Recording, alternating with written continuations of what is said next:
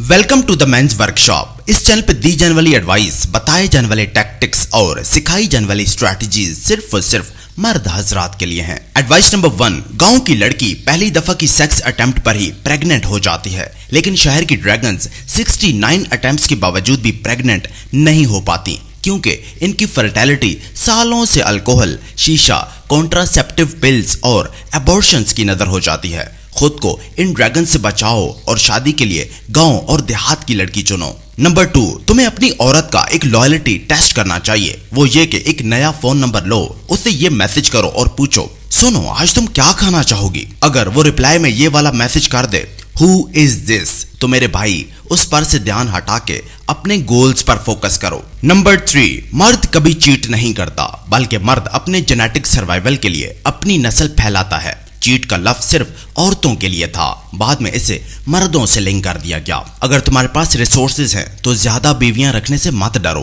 कभी अपने गांव का विजिट करो, तुम देखोगे कि तुम्हारे दादा या परदादा के पास एक से ज्यादा बीवियां थीं। आजकल सोसाइटी तुम्हें पॉलीगैमी से नफरत करना सिखाएगी। क्यों? क्योंकि ये तुम्हारी नस्ल को कंट्रोल करने की एक टेक्निक है। अपनी आंखें बंद मत रखो। नंबर 4, अपनी बीवी के पैसों पर डिपेंडेंट मत रहो। अपने बिल्स और घर के एक्सपेंसेस सेटल करने के लिए उसके आगे हाथ मत फैलाओ। वो उसके अपने पैसे हैं, वो जहां भी खर्च करे ये तुम्हारा मसला नहीं है। तुम एक मर्द हो और मर्द का काम प्रोवाइड करना होता है। उसे खाना, शेल्टर और कपड़े प्रोवाइड करो। इसमें वो तुम्हारी हेल्प करे इसकी कोई गारंटी नहीं है। मेहनत करो और पैसा कमाओ। नंबर 5, अपना एक अलग से बैंक अकाउंट खुलवाओ और उसके बारे में अपनी वाइफ को मत बताओ। अपना एक साइड बिजनेस शुरू करो जिसके सारे डॉक्यूमेंट्स उससे दूर रखो। अपना एक अलग से घर बनाओ और उसे रेंट पे लगाओ और उसे भिनक तक ना लगने दो। अपना एक बैकअप प्लान बनाओ जिसके बारे में उसे खबर तक ना होने दो। रिलेशनशिप में तुम्हें अपनी एक आंख खुली रख के सोना पड़ेगा अगर तुम कामयाब होना चाहते हो। नंबर 6, औरतें हमेशा उन्हीं मर्दों के लिए अपनी बाउंड्रीज सेट करती हैं जो मर्द उनके लिए अपनी सारी बाउंड्रीज तोड़ देते हैं, और उन मर्दों के लिए अपने सारे रूल्स तोड़ देती हैं जो मर्द उनके लिए अपना एक भी रूल नहीं तोड़ता।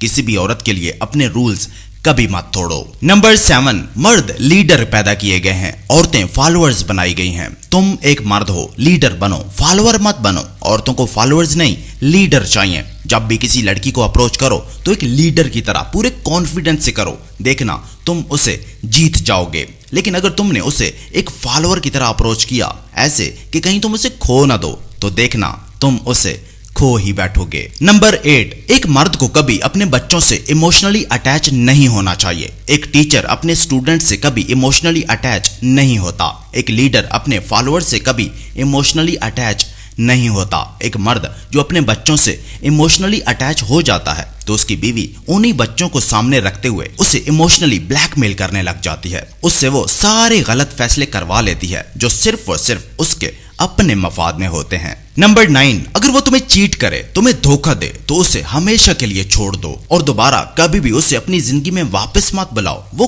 कभी नहीं बदलेगी। इवन तुम उसे एक प्राइवेट जेट भी ले दोगे ना, तब भी वो नहीं बदलेगी। बस उसे भूल जाओ, उसका जनाजा पढ़ के उसे दफना दो और जिंदगी में आगे बढ़ो। अपनी इज्जत और शान पर एक भी आंच मत आने दो।